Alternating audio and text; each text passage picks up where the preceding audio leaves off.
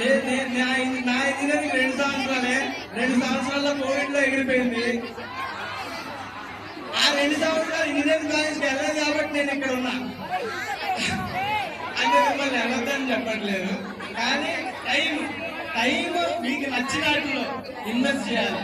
ఈ engineering period లో, engineering కానీ ఎనీ పీరియడ్ ఆఫ్ టైం అనేది వేస్ట్ చేయకూడదు. నేను ఇంజనీరింగ్ లో నాకు టైం చేతిలో దొరికింది. కోవిడ్ వల్ల అందరికీ చాలా బాధ అయితే నాకు మాత్రం చాలా ప్లస్ అయింది. ఇంట్లో ఉండి చాలా అంటే చాలా టైం దొరికి నా కాంటెంట్ క్రియేషన్ కానీ, నా యాక్టింగ్ కానీ, నా రైటింగ్ కానీ అన్ని ఇంప్రూవ్ చేసుకోవడానికి చాలా టైం దొరికింది.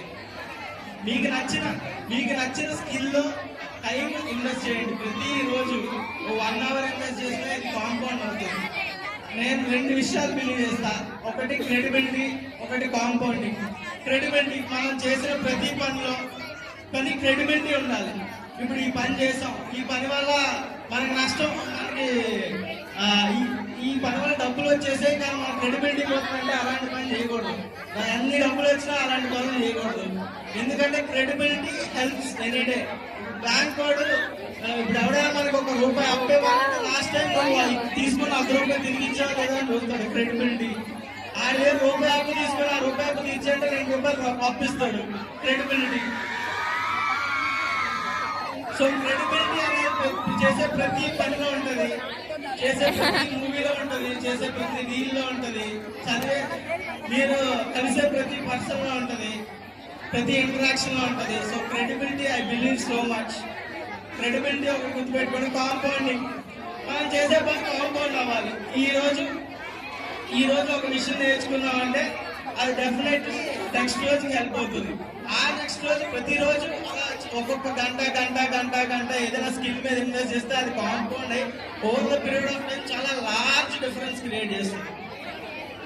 So compounding and also finances. ఈ కాంపౌండింగ్ అనేది చాలా చాలా ఇంపార్టెంట్ విషయం. మీరు చాలా జాలీ మూడ్ లో ఉన్నారు, నేను క్లాస్ పీకున్నట్టుంది, కానీ తెలియని వాళ్ళందరూ నేర్చుకోండి. ఎందుకంటే మనం ఒక గ్రూప్ ఆఫ్ ఫ్రెండ్స్ తో ఉన్నాం, వాళ్ళు మంచోళ్ళతో టైం స్పెండ్ చేయడం కూడా కాంపౌండ్ అవుతుంది ఓవర్ టైం. ఇప్పుడు చెత్త బ్యాగ్స్ చేసుకొని తిరిగామనుకో, వాళ్ళు టైం వేస్ట్ చేస్తున్నారు. వాళ్ళతో ఫ్రెండ్స్ గా తిరిగామనుకోండి, మన టైం వేస్ట్, మన కెరీర్ వేస్ట్, అంతా వేస్ట్. మనకి కాంపౌండ్ అయ్యే విషయాలే చేయాలి. మన లైఫ్ లో పాజిటివ్ గా ఆడే విషయాలను టైం ఇన్వెస్ట్ చేస్తే డెఫినెట్లీ కాంపౌండ్ అవుతుంది. మీరు ఏం చేయకపోయినా అది డెఫినెట్లీ ఒక ఇంపాక్ట్ క్రియేట్ చేస్తుంది. ఇక్కడ గ్యాస్ లీక్ అవుతుంది. Next finances.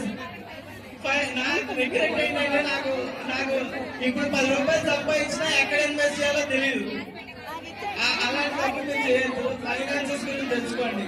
ఇప్పుడు ఎర్నింగ్ పీరియడ్ ఏం కాదు, ఇప్పుడంతా లర్నింగ్ పీరియడ్ కాబట్టి డబ్బులు వచ్చినప్పుడు ఆ డబ్బుల్ని ఎలా ఖర్చు పెట్టాలి, ఎలా ఇన్వెస్ట్ చేయాలి, ఆ డబ్బుల్ని ఎలా వాడాలి అని తెలుసుకోవడం కూడా చాలా పెద్ద విషయం.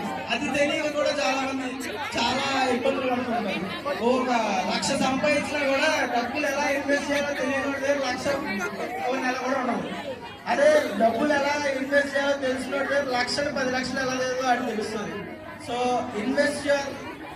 Learn how to invest your money, right?